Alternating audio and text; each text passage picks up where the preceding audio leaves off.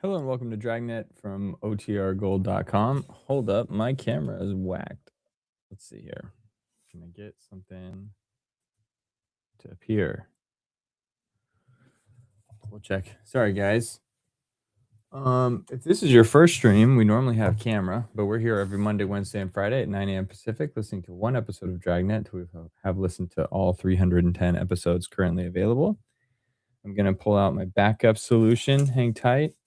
Today we're listening to episode 245. The title is The Big Lift, and in one moment I will tell you about it. I just got to get the camera up, so 10 seconds.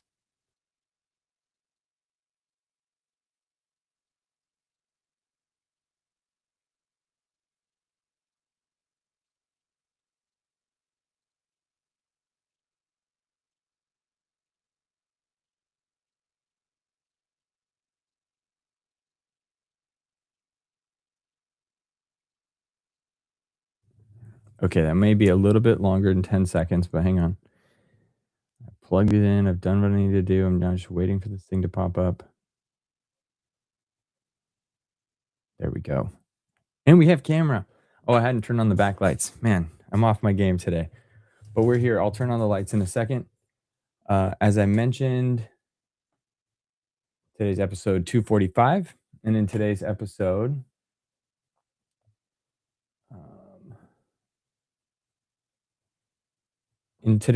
we're Detective Sergeant assigned to Forgery Division, Shoplifting Detail. An organized gang of thieves has started operating in our city.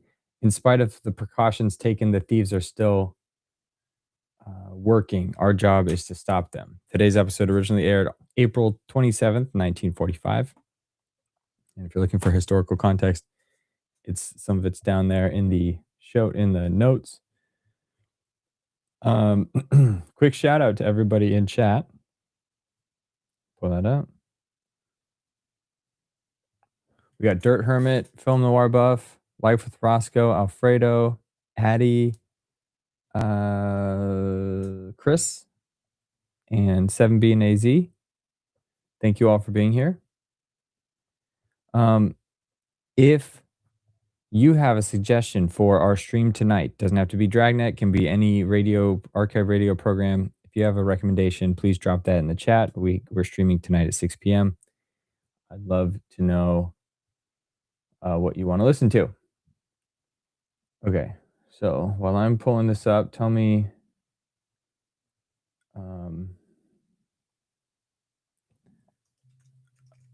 what you guys got going on today. Here we go.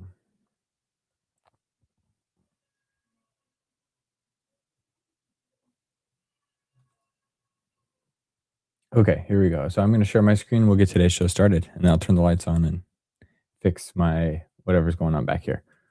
Okay.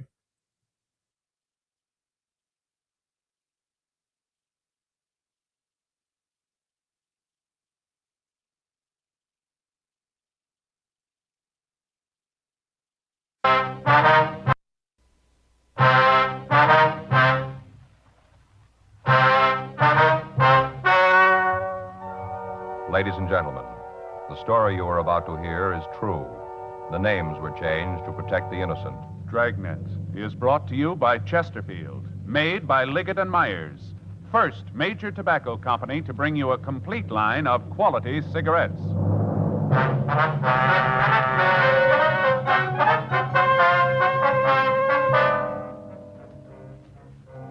You're a detective sergeant. You're assigned to forgery division, shoplifting detail. An organized gang of thieves has started operating in your city. In spite of the precautions taken, the thieves are still working. Your job? Stop them. Today's Chesterfield is the best cigarette ever made. It's the cigarette tested and approved by 30 years of scientific tobacco research. The cigarette proved highest in quality, low in nicotine, best for you. Chesterfield gives you the taste you want, the mildness you want, a really refreshing smoke every time. It all adds up to Chesterfield's world-famous slogan, they satisfy. Buy Chesterfield today, regular or king size. Just light up, relax, and enjoy America's most popular two-way cigarette. Chesterfield. They satisfy millions.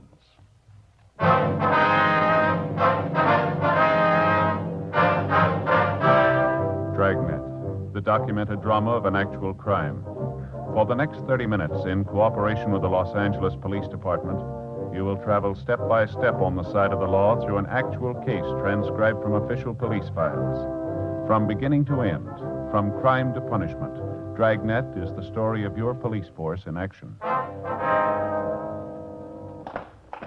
It was Monday, September 20th. It was cold in Los Angeles. We were working the day watch out of forgery division, shoplift detail. My partner's Frank Smith. The boss is Chief of Detectives Thad Brown. My name's Friday. We were on our way out from the office, and it was 9:45 a.m. when we got to the 8th floor of the Whitfield department store. Security office. Yes, sir. Can I help you? We'd like to see Mr. Dunlop. I believe he's expecting us. Your name? Joe Friday. Oh, yes. You want to go right in? Thank you. Thanks, man. This door here? Yes, go right in. Come on in. Hi, Jerry. You know Frank, don't you? Sure, how's it going? Hi, Jerry. You boys want to sit down? Thank you. I'll have the girls sent up. Okay. Yes, sir. You want to have Miss Evans sent up, please? Miss Evans, yes, sir. I'd like to ask you guys a favor. What's that, Jerry? Poor kid thinks this whole thing is her fault. I'd appreciate it if you could take it easy on her. Well, we'll do our best. Sure. What'd they get away with this time? Oh, here's a list. Thank you. Here's a copy for you, Frank. Oh, thanks. You got any idea when they were in? It's hard to tell for sure. We're open Friday night, and then Saturday's a pretty rough day. It wasn't until after closing we found it. I figured they either moved in late Friday night or early Saturday morning. Miss Evans' girl discovered the theft, did you? No, she didn't know anything about it. The stock clerk found it. He was running through the inventory to replace the coats and suits.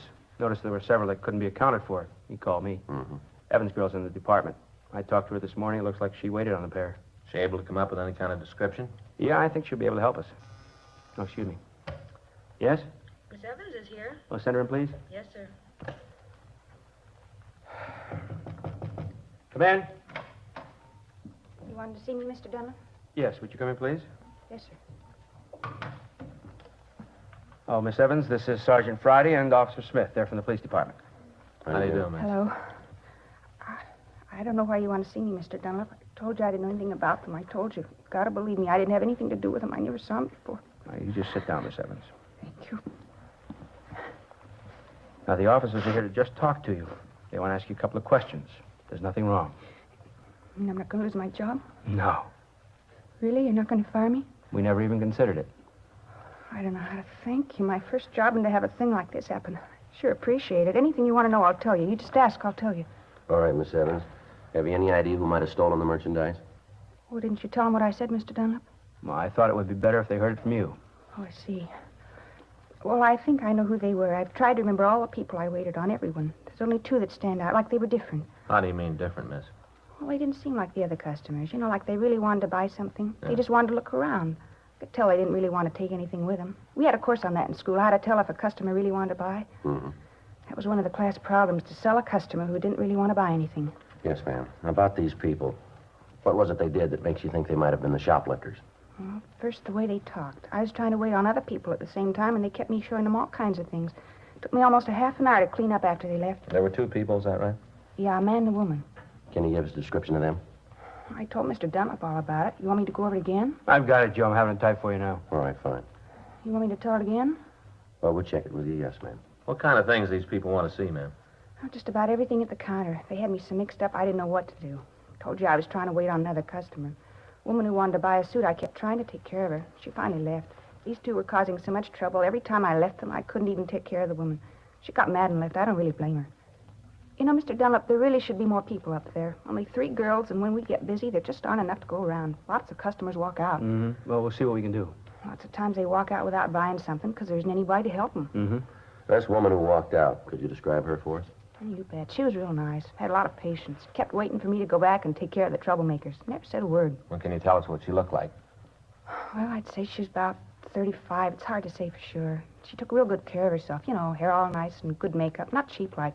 Nice hands and a manicure. Was she carrying any packages when she came in? Do you remember? Gee, I gotta think about that. I don't think so. Oh, you know, a couple of paper bags like from the notions department. Maybe face cream or cologne, things like that. No large boxes? No. I don't see why you're so interested in her. The other 2 were the ones who caused the trouble. They're the ones who must have taken things. Why are you asking about the lady? How was she dressed? Do you remember? Oh, just beautifully. Had on a gray suit with large lapels. Kind of peplum that came out like this. Rhinestone buttons, beautifully good taste. She wearing a coat? Mm-hmm. Long. Had a stand-up collar, real full skirt, tight bodice. Where was she looking at the suits? Over by the counter. She'd hold them up, you know, in front of the mirror. She knew what she wanted, looked at the material, the way they were made. She'd have bought if I could have spent a little time with her. She liked the merchandise, liked everything I showed her. Mm-hmm. How many things did you take off the racks for? I guess she looked at a dozen styles. You know, a dozen real high-style suits. That seemed to be all she was interested in. You don't think she had anything to do with the stealing, though, do you? Well, looks like she was the one who did the actual taking of the merchandise. The other 2 were there to keep you busy. I can't believe that. She was so nice. Never seemed to get upset, even when I couldn't spend more time with her. Real nice. Didn't get upset at all when she couldn't find what she wanted. I'm afraid you're wrong there. She found it.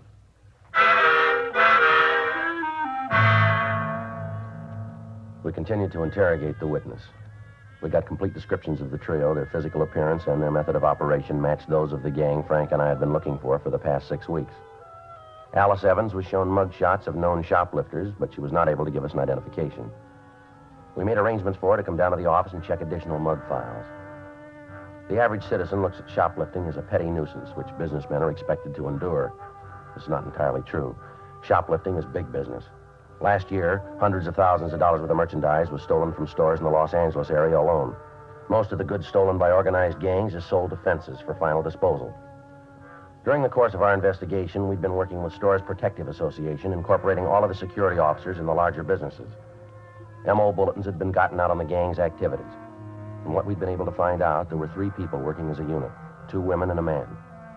The 3 suspects would enter a store and split up.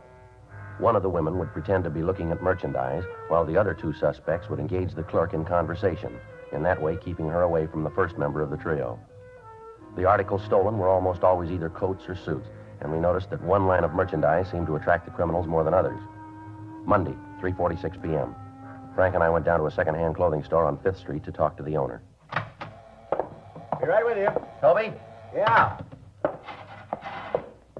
Hi, fellas. What's going on? Oh, we got some things we want to talk to you about, Toby. Sure, just having a cup of coffee in the back. Come on, I'll pour you a cup. Fine, thank you. In here? Yeah, sit down. Get you some java. Thanks.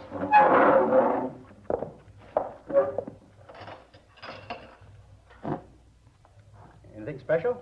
No, we're just fishing, Toby. Thought you might be able to come up with a little something for us, maybe. And here you go. Either of you want sugar? No, no. Thanks. Don't use it. Just doing part of your work here. Is that right? Yeah, buy sheets. Want to get to the mail tonight. Well, we don't want to keep you, Toby. Yeah, no trouble, Sergeant. Mac's getting a little tired anyway. Just soon stop and have a cigarette. How's business? Pretty good? I'm keeping up. Now, what can I do for you? You got anything on a boosting gang working around? Nothing more than usual. Why? Well, we got a bunch that's giving us a little trouble. We're trying to come up with something that'll hang together on them. 2 men and a woman? Yeah. You got anything on him? Oh, nothing worth repeating. Rumbled around about the 3 of them, that's about it. If I had any more, I'd have called you sooner. Where's the information coming from? Well, you know how it is, Sergeant. You hear something here, something else there, you put them together, you come up with a story, but no way to trace it. Yeah, I know. You got any idea where the stuff is being sold? Same answer. Rumble's got it that all the loot's being shipped out of town. Some of it back east, some goes up north. I got a piece the other day that some of it's going to Mexico. Mexico, huh? Yeah, most of it's ending up in the east, though. You know any reason they'd be hitting one brand more than the others? Got a word, that's about all. What's that? The gang's laying it out around town that they'll pay up to $25 for a suit. You know, the going price is around 5, maybe 6.5. Mm-hmm. Figures that if you can do better with one line, that's what you're going to boost. Huh. Why's the price gone up? Yeah, the only way I can figure it is that they're worth more on the market. Anybody approached you? Nah, if they had, you'd have been called right away. You know that. Yeah. You got any idea where we might be able to pick up anything on the trio? Not right out, but I'll tell you one thing. What's that? The way I got it, there's 4 of them. Yeah? 2 men, 2 women. A man's a gun. He sets up the deals, makes the shipments. How are they getting the stuff out, Toby? Do you know? Pick up a kid and offer him a trip. Ask him to deliver a suitcase. Works out good for him. Carrier doesn't know who he's working for, can't lead the cops back to the operation. Mm-hmm. About the only way I can figure it. You say none of the stolen stuff showing up down here? Nothing so far. Well, thanks a lot, Toby. If you hear anything, we'd sure appreciate a call. Sure thing. Real good coffee, Toby. Instant. I make it in the percolator. Well, you mean that powdered stuff? You don't have to make that in a coffee pot. Habit, I guess. Well, thanks again. We won't keep you, Toby. Oh, hang on a minute. All right. Yes, sir? What can I do for you? Buy used clothes? Yes, sir. What have you got to sell? That's in the car. I just want to be sure you're buying stuff. Well, bring it in. We'll take a look at it. Okay, Toby, we'll see you later, huh? Right, Sergeant. Give me a call. Right. I'll be right back. Excuse me. Yeah. Well, what do you think of that, Sergeant? Sure in a hurry, isn't he? Yeah, let's see why. Come on. Yeah. You see him? Yeah, right up there. Hey, hold it up there. Huh? What do you want? What's the matter? Didn't you hear me? I asked you to wait back there. Well, sure, I heard you. I didn't know you were talking to me. What do you want? Police officer. You want to step over to the car? I want to ask you a couple questions. Well, I haven't done I anything. didn't say you did. Well, why do you want to talk to me? What do you want me to come Come on, in let's go. for? All right. You're making a mistake. I haven't done anything. Mm-hmm. Got the wrong man. You got no reason to talk to me.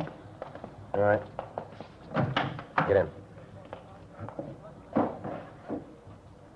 All right, sit still. What are you doing? You won't find anything. I don't know what you guys are after. I haven't done anything. Take your wallet out. Why? Take it out. Here. Take the money out of it. You always carry that much money, do you? No, not always. I know. You keep the money in your hand. Give me the wallet. Here you are. This your true name? Hmm? Kenneth Elgin Norris. This your right name? Yeah. You live here now, do you? No, not now. Where do you live? I got a room over on 7th. You want me to run a make on him? Yeah, will you? Here's his ID. Thanks. 1K80 to control 1. 1K80 to control 1. Control 1 to 1K80. Go ahead. Check for 1. Kenneth Elgin Norris. That's Norris. Male white American, 26 years, 5 feet 10 3/4, 168 pounds, black hair, brown eyes. KMA 367. 1K80. Roger. Stand by. What's all that about? Checking to see if you're wanted any place. Oh. You ever been in trouble? Me with the cops? That's right. No, never. Why'd you leave the clothing store in such a hurry? I remembered I had to meet a guy. I remembered I was late. Who's the guy? A friend of mine. You wouldn't know him. Well, try us.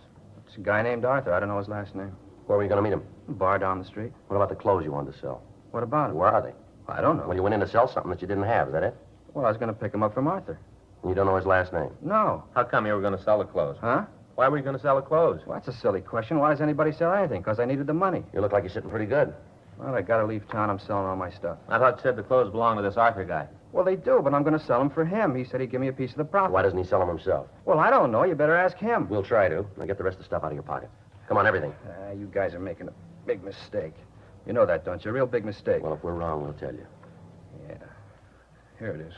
Comb, change, cigarettes, and a lighter. That's all there is. You sure?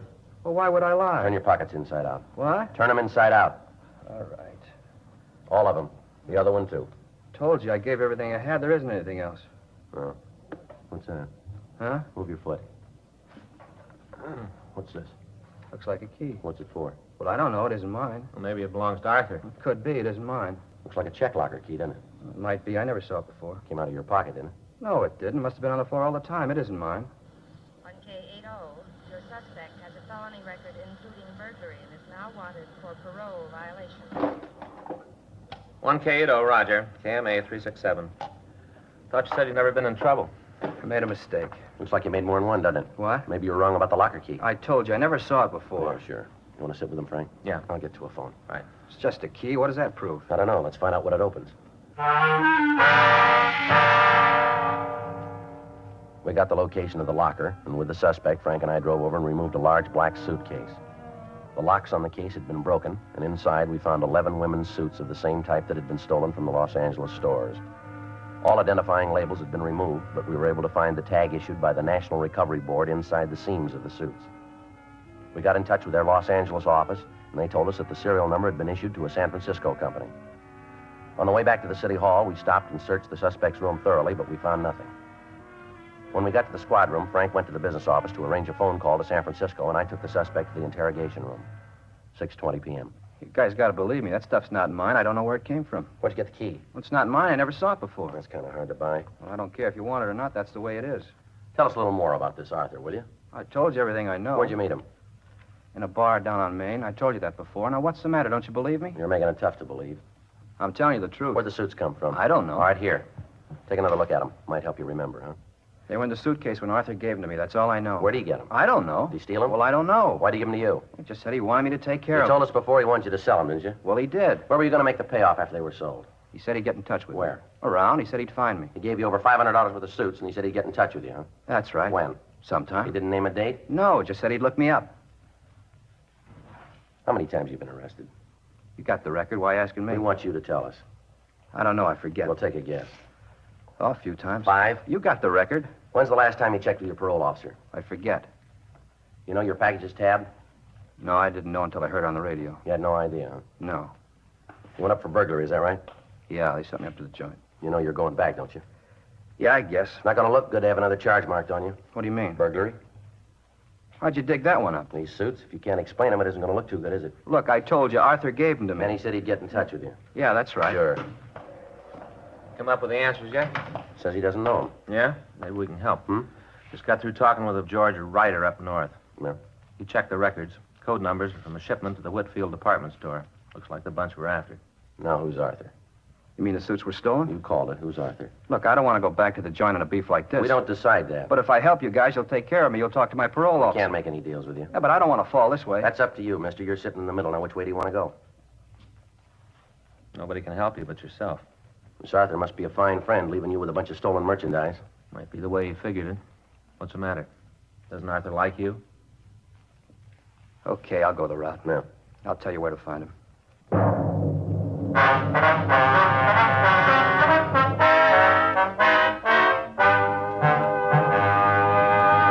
You are listening to Dragnet, the authentic story of your police force in action. You hear it everywhere. Chesterfield's for me. Here's how lovely New York model and television star Roxanne puts it. I started smoking Chesterfields about the time I got into show business. Yes, it's Chesterfields for me. I like the regular size. Now let's hear from the man who owns and runs the Stork Club, Sherman Billingsley. You know, it's my privilege to be a host to over 4,000 very nice people every day, and most all of them smoke Chesterfield. As a matter of fact, our records show that Chesterfield is our largest seller, 3-1. And it's Chesterfield for me. I like them king size. Either way you like 'em. Chesterfield regular, Chesterfield king size. For the taste you want, the mildness you want, a really refreshing smoke every time. Always say, Chesterfield's for me.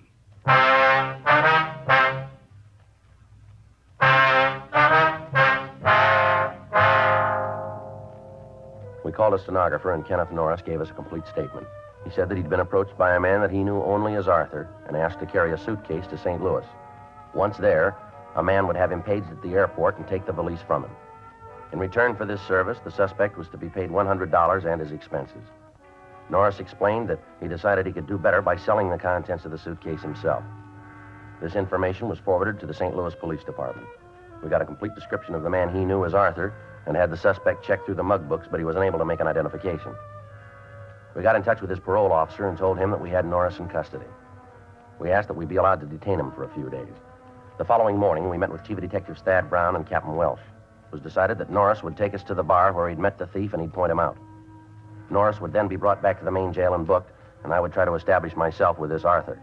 In that way, we'd have a better chance of building a case that we could take to court and apprehending the entire shoplifting gang. On Wednesday morning, September 22nd, Norris, Frank, and I drove over to Main Street.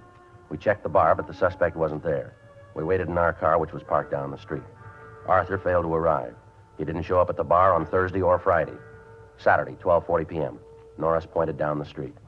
There, that's him just going in the place. Fellow in the gray suit there? Yeah, that's him. You sure? I got no reason to lie, have I? All right, Frank. Yeah. You want to take Norris back to the office? I'll go on in. Okay. I'll be right back. All right. Sergeant, Yeah. I'll give you something for free. Yeah, what's that? Take it easy with Arthur. Don't press. How do you mean that? He's a pretty rough guy. That's so? Yeah, I hear he carries a gun. Be a lot of trouble if he's got it with him. Not unless he tries to use it.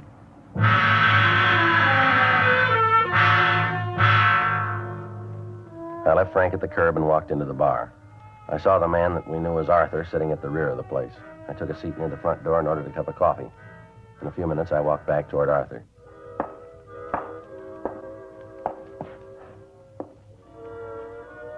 Something you want?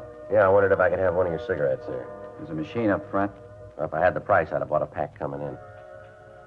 All right. Here. Got a match? How you fixed for breath? Look, I just asked you for a cigarette. If you don't want to give me one, say so and I'll shove off. Never mind. Here's your match. Thank you. Hey, you. Yeah. You're broke, huh? All the way. Just got in town? This morning. Where from? Up north. Narrow it down. Look, mister, here's your cigarette bag. Give me one of these doesn't tell you to my life story. You hungry? I haven't eaten for 2 days. Here. Thanks. Appreciate this. How long you gonna be in town? Well, it depends on how things work out. You got a job? Well, I'm gonna look. What do you do? Whatever pays.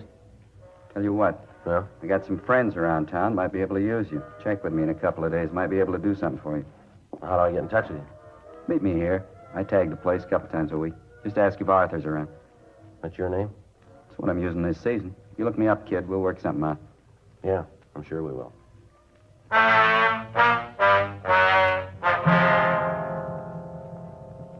I sat and talked to Arthur for another half hour. During that time, he wouldn't tell me his last name, and I had no way of finding out anything more about him. At 12:10, I saw Frank drive by the front door. That was the signal that the crew of detectives were standing by to follow the suspect. I left the bar and walked down Main Street up to 7th. Frank was waiting for me. We drove back to the city hall and discussed what had happened with Chief Brown and Captain Welsh. During the next 3 days, Arthur was kept under constant surveillance. He didn't drive an automobile. He contacted no one. We were able to learn a considerable amount about the man. Although he didn't try to make contact with any other members of the gang, it was obvious that he was the prime fence and that he was directing the operation. Wednesday afternoon, I walked into the bar on Main Street. Arthur wasn't there, but the bartender said that he was expecting him. I waited. At 6:47 p.m., the suspect entered the place. He took a seat at the rear of the bar and motioned me back. Hi, I've been looking for you. All right. Yeah. Wonder if you've been able to come up with that job you were talking about. I could sure use a touch. You like to travel? What? I think I might have something for you. You got to go out of town, though. For dough? I wouldn't ask you any other way.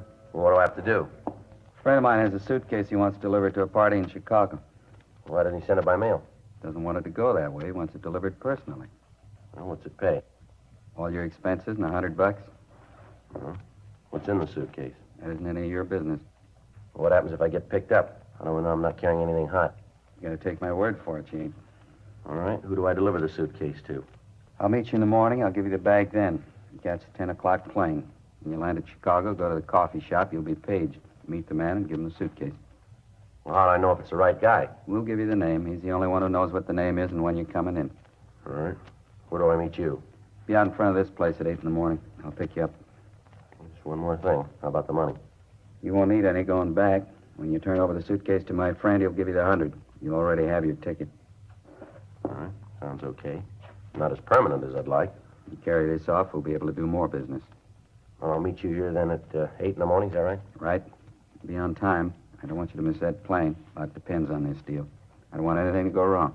No, don't worry. What? Neither do I.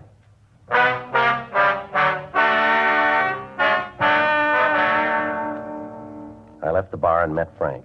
We stood by the front of the place, and at 9:56 p.m., the suspect came out. He called a cab, and we followed him. He went out to the apartment where we knew he lived. Frank and I waited out front. At 11:20, a car pulled up in front of the place, and 3 people got out. They matched the description of the thieves in our shoplifting operation. They were carrying a large suitcase. We waited for 10 minutes, and then Frank and I went up to Arthur's apartment. Number 408, huh? Down this way. Uh-huh. I get the door. Wait a minute. All right. Yeah. Who is it? A minute. What are you doing here? What's this all about, Art? Police officers, you're under arrest. Stand still. Cop, a lousy cop. Should have known. I thought I could trust you. I thought you were honest. You sure pick him, a cop for a messenger boy. You're real smart. I thought I could depend on him. I thought he was honest. You don't know what the word means. How about it, mister? Huh? Do you?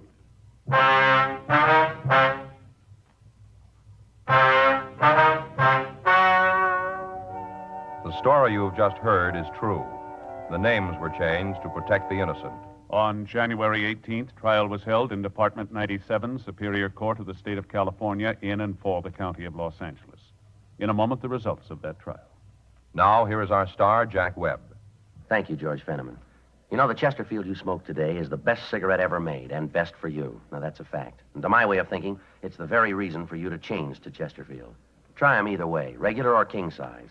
If you try 'em, I think you'll say with all of us, Chesterfield's for me.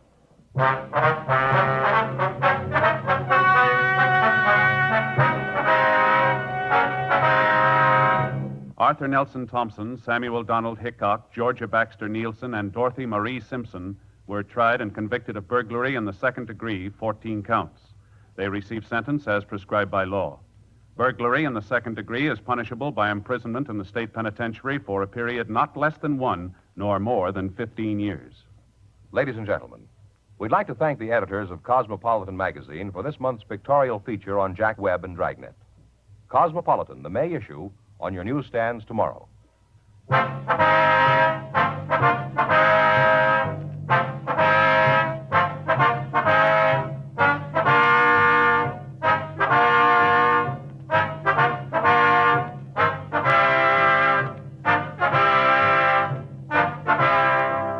You have just heard Dragnet, a series of authentic cases from official files. Technical advice comes from the Office of Chief of Police W.H. Parker, Los Angeles Police Department. Technical advisors, Captain Jack Donahoe, Sergeant Marty Wynn, Sergeant Vance Brasher. Heard tonight were Ben Alexander, Jack Crucian, Alice Bacchus, Ralph Moody, Herb Ellis. Script by John Robinson. Music by Walter Schumann. Hal Gibney speaking. Watch an entirely different Dragnet case history each week on your local NBC television station. Please check your newspapers for the day and time. Chesterfield has brought you Dragnet, transcribed from Los Angeles. Filter cigarette smokers, here is headline news. Nationwide demand for L&M filters drops price. Now you save up to 4 cents a pack, 40 cents a carton. Now everyone can afford America's highest quality and best filter tip cigarette. Remember, only L&M's have the miracle filter tip containing alpha cellulose. You get much more flavor, much less nicotine. Buy L&M filters, the distinctive monogram cigarette at the new low price. L&M filters.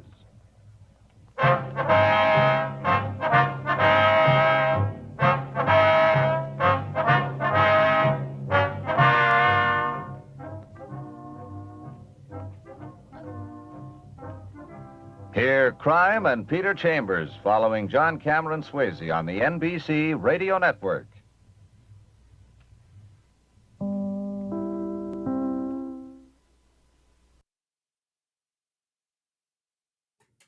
All right.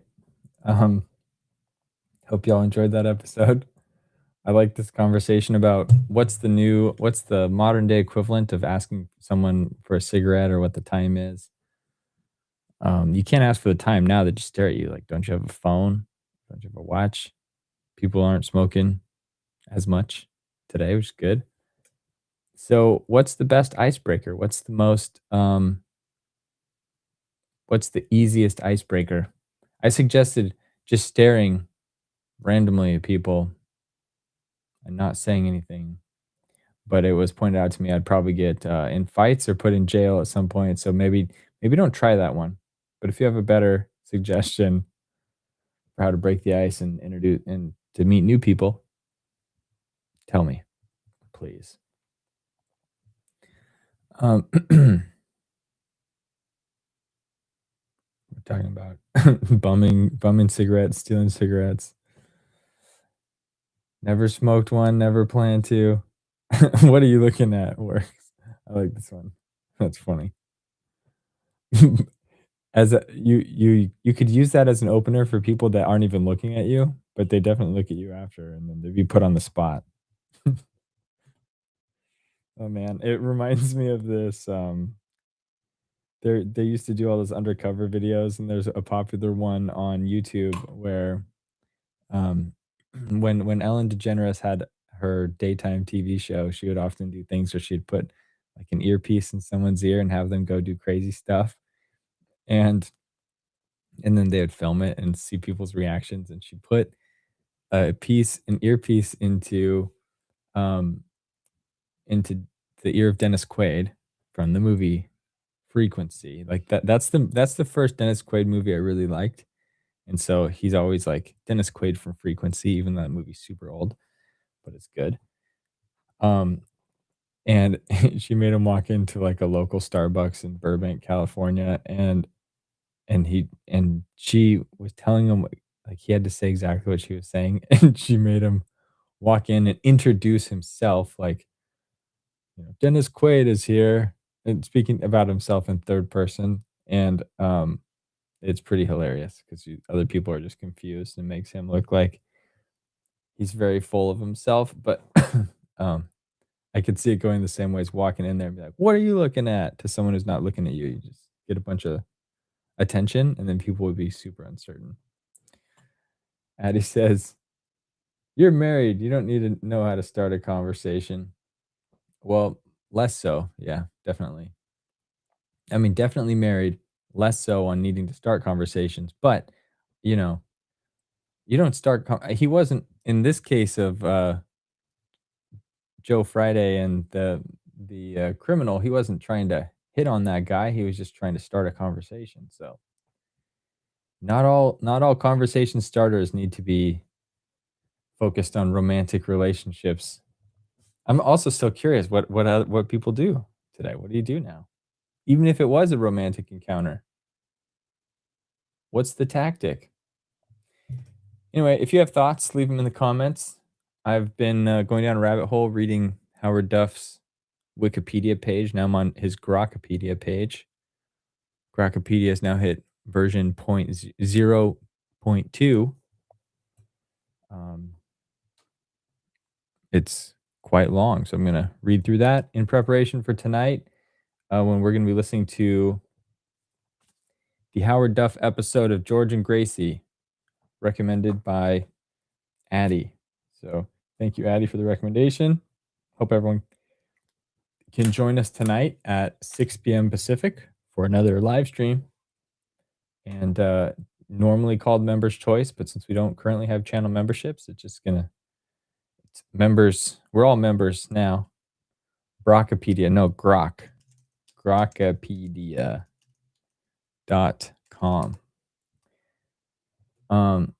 Anyway, I hope to see you then. And until then, be safe, be good, be happy. Ciao.